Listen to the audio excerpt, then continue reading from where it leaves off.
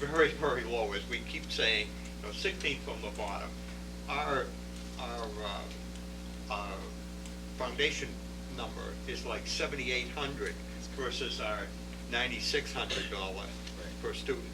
That, right off the bat, our threshold isn't even what we're spending.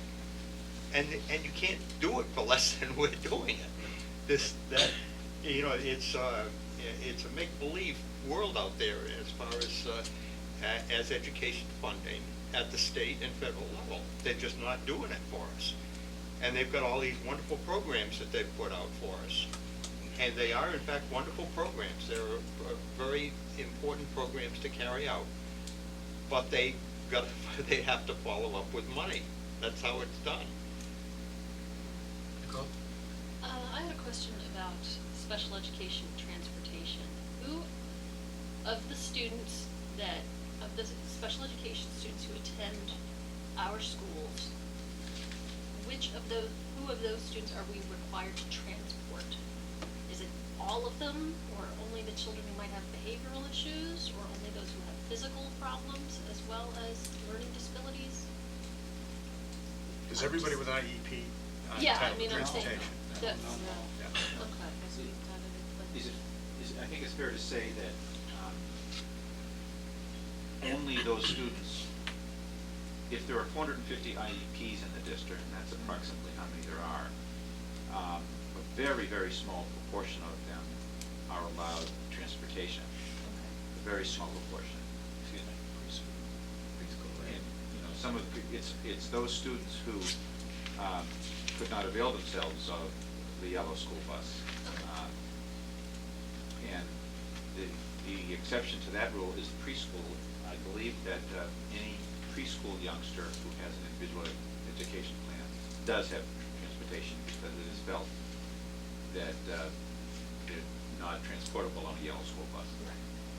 And then, so most of those transportation costs are for out-of-district placements? Yes, the vast majority of that. When it comes to out-of-district, as soon as a child leaves the district, we're mandated to include transportation. Is that true? Yeah, well, when you say as soon as they. Well, if If we're they're sending placed out of out-of-district.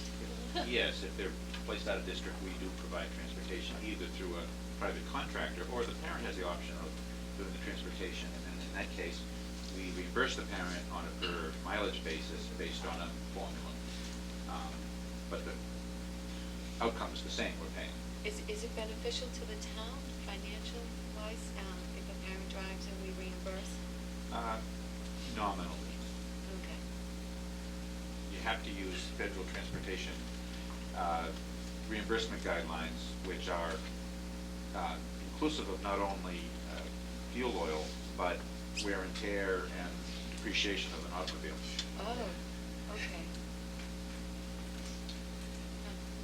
So suffice to say, we have a great deal of work to do over the next several months. We know it's a challenge, but it's a challenge we're going to have to meet, because we have to educate our children next year, and we have to figure out the best way to do that.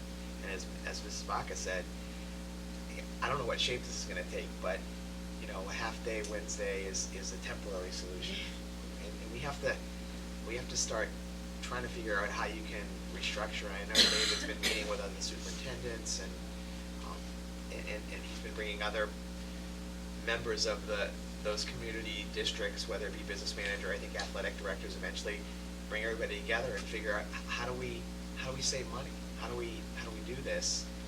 And I think everything has to be looked at.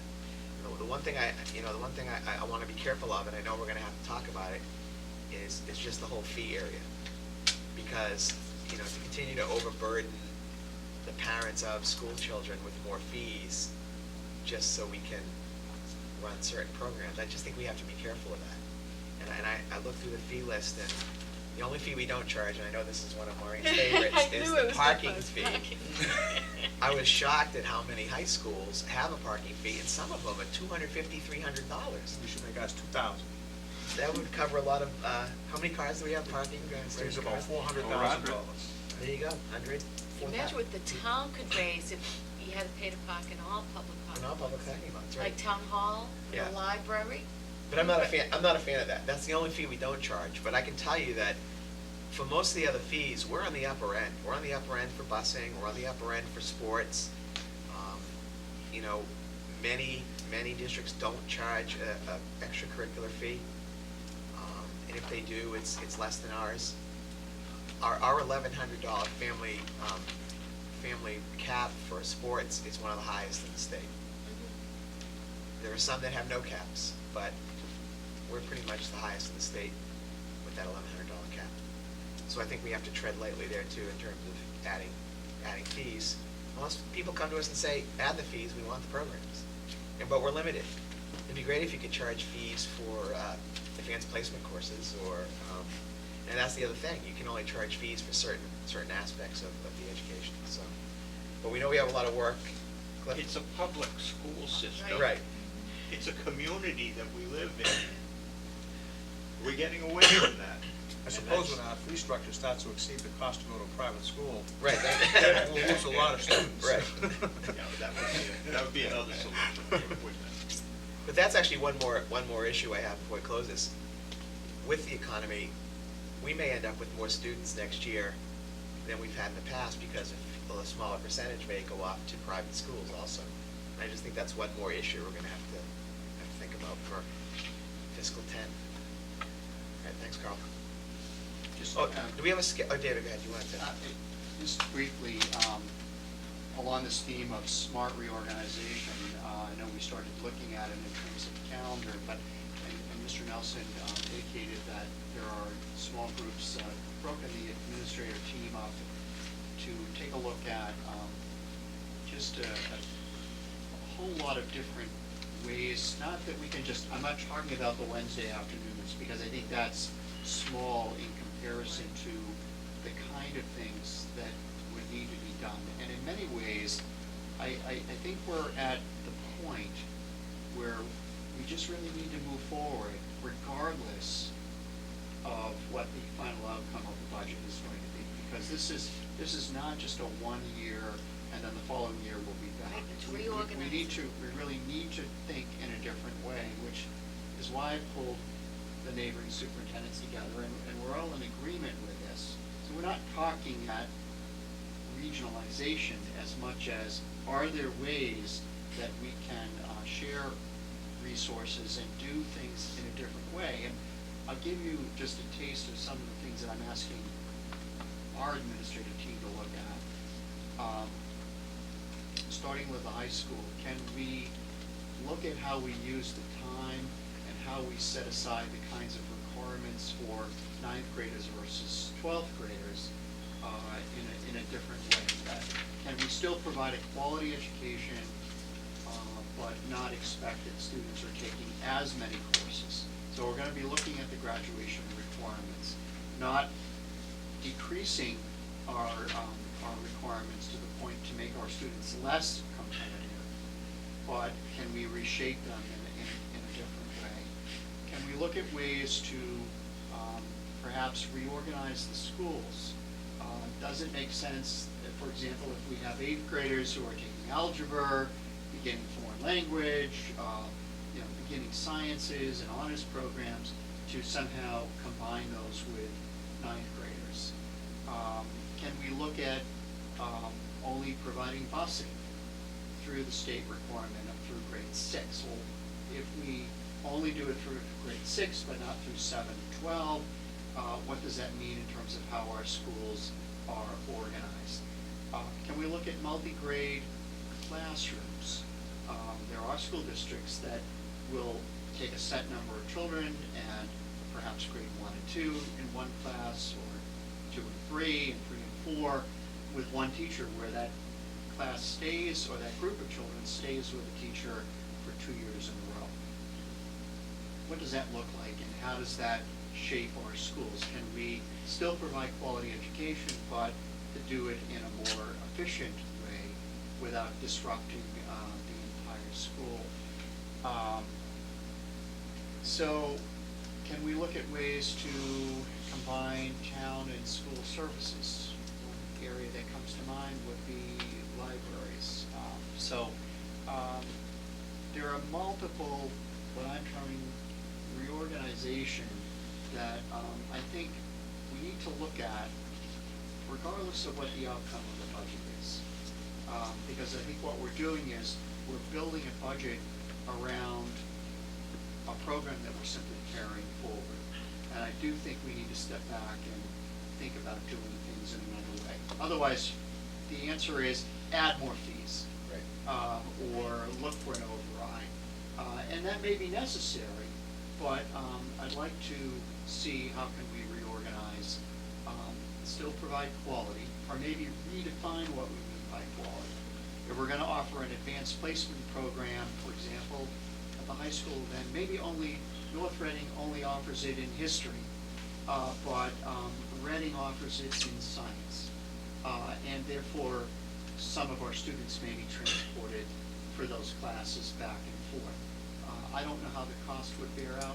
We need to look at it. We need to look at online courses as well, particularly for our high school. What does it mean, for example, to take a certain percentage of all of our offerings and put them in an online mode, and see if we can do that collaboratively with Andover, Reading, Wilmington, and Linfield. So those are the kinds of things that in January, I'm going to be asking the administrators to give me some answers educationally and also economically. Good, I mean, because, I appreciate you going through that exercise, and I think it's necessary. I think it's necessary to show the public that we're trying to think outside of the box. But that was going to be my request as one member, that you show the impact both educationally and budget-wise. And my guess is, David, I don't want to just go through reorganization that's going to have dramatic change involved for the sake of doing it. If it's beneficial from an educational standpoint, that's good, and I would certainly vote to approve it. If it's budget, reductions, I would certainly look at it and vote to approve that too.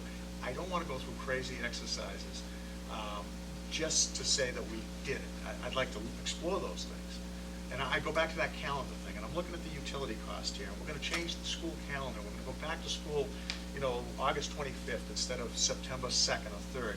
And I'm looking at the total utility cost of $781,000. So you're going to have a few more days in August that you wouldn't have maybe in March. So you're going to save $7,000 if that translates into a real saving. So to me, that's not good enough. If there's another reason to change that calendar, then I'd like to know what it is. If it's to save $7,000 in utility costs, I'm not sure it translates into what we're trying to accomplish.